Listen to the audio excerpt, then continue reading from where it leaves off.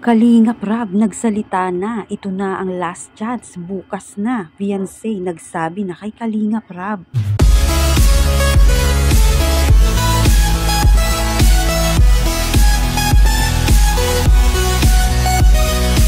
Ano nga ba ang last chance na sinasabi ni Kalingap Rab? Beyonce nagsabi na kay Kalingap Rab.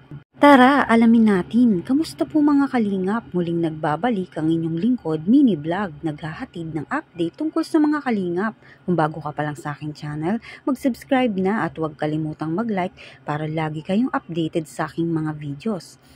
At patuloy po natin na suportahan ang founder po ng Kalingap na si Kuya Val Santos at Kalingap Rab dahil alam naman natin na madaming natutulungan sila na mga kababayan natin. Araw-araw po natin na suportahan at panoorin ang kanilang mga videos. Pag-uusapan po natin mga kalingap ang live ni Kalingap Rab na bukas na nga daw po malalaman kung tuloy na ang pagsama ni Beyonce o hindi.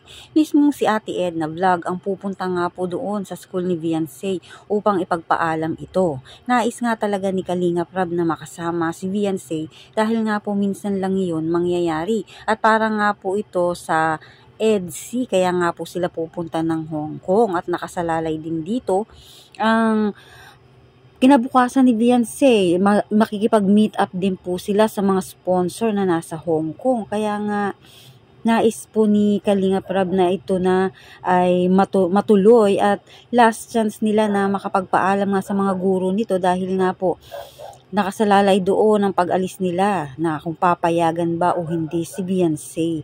Ngunit sana nga daw po ay payagan si Beyonce. Kaya nga po si Ate Edna Vlog ang pinapakausap dahil dati rin po daw palang principal itong si Ate Edna. Isasama ang magulang nga po ni Beyonce. Tara panoorin po natin ang videos. Bukas na malalaman. So ano ba yung bukas na malalaman? Ano? So bukas na malalaman guys kung makakasama si Beyonce. Bukas na malalaman kung makakasama si Beyonce sa Hong Kong. Si Mama yung magpapaalam. Kaya sabi ko kanina, di ba? Si Mama yung pag-asa natin, si Ate Edna Vlogs. Kasi siya yung pupunta doon. Di naman ako pwede kasi marami din akong beneficiaries kailangan puntahan, no?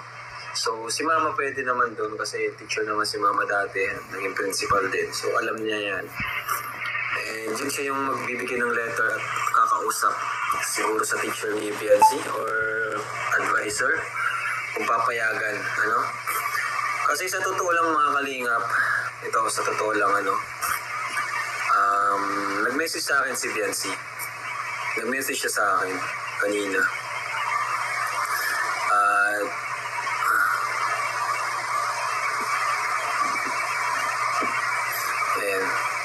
Itong sinabi niya. Itong sinabi ni Beyonce mga kalingap. Saan yun? Hindi daw siya makakasama sa Hong Kong dahil nga dun sa OJT. Yun po yung baka daw di talaga siya makasama. Pasensya na daw at sana maunawaan daw po natin. Nakakalungkot yung message na yun ni Beyonce. Pero ako, sabi ko, ito na yung huling natin. Huling chance natin para makasama si Beyonce, which is yung pagpayag yung teacher ni Beyonce na bukas, pag pumayag siya kay Ate Edna bukas. So sayang po kasi talaga. Sayang yung travel na yun. Kasi maraming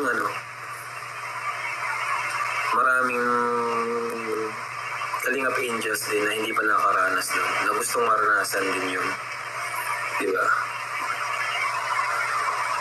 And sana talaga payagan bukas. Si Mama yung magsasama, magpapaalam. Sabi ko, pag hindi po talaga, total di pa naman tayo nagpapaalam. Kapag hindi pumayag, di wala tayong magagawa. No? Kapag hindi pinayagan si Mama, wala tayong magagawa din. So, si Mama na lang yung bahalang makipag-usap bukas sa teacher. Kasama yung magulang ni Beyonce, kahit yung Mama. No? Sana po, payagan. Kasi yung ano naman na kung papayag naman na ma-reschedule yung OJT, di ba? Kung papayag naman. Kasi si Carla nga po, mga kalingap. Si Carla ganyan din. Pinayagan po siya. Yung exam niya parang may sariling na-reschedule yung exam niya para sa kanya. College na po yun. Si Biancy po is high school pa lang. Senior high. Diba? Saka itong chance na to, baka hindi na to masundan. No? Itong travel na to, Hong Kong kasama si Biancy, di natin sure kung kailan ito masusundan. Diba? Kasi syempre gusto ko rin bigyan ng chance yung iba naman. No? Ang alam ko sa OJT may kukumpletuhin kang oras. Di ko pero yun nga, malalaman natin bukas pag nakapagpaalam si Mama sa teacher ni Biancy. Sana payagan kasi naman po, di man po ito basta travel. Kumbaga, ito ay na rin. Kumbaga,